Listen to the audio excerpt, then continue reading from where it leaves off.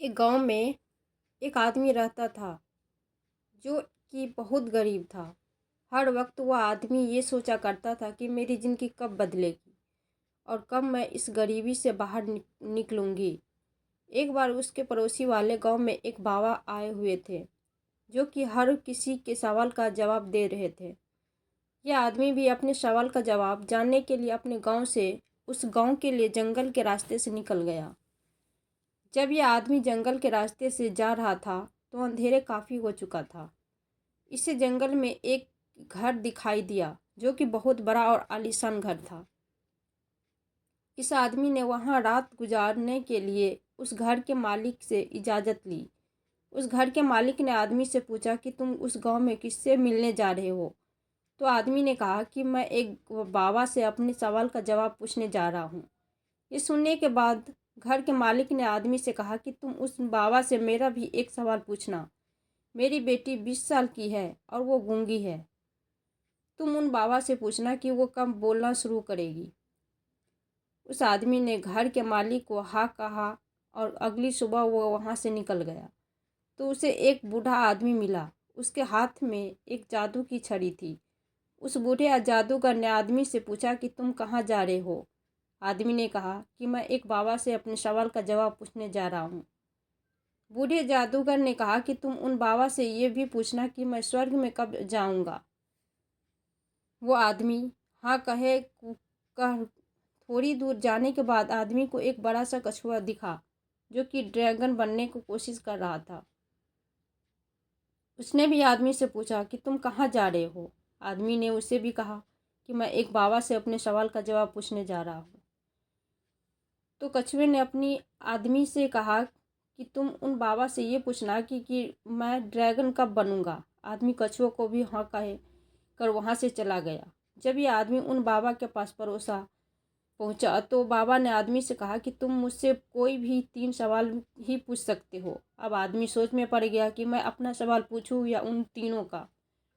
आदमी ने सोचा मेरा सवाल तो ये था कि मैं गरीब से कब बाहर निकलूँगा।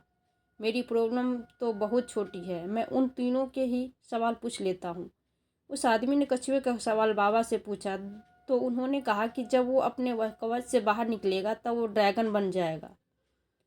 फिर आदमी ने उस बूढ़े जादूगर का सवाल बाबा से पूछा तो बाबा ने कहा कि जब वो जादूगर अपनी जादू की छड़ी किसी दूसरे को दे देगा तब वो स्वर्ग में चला जाएगा।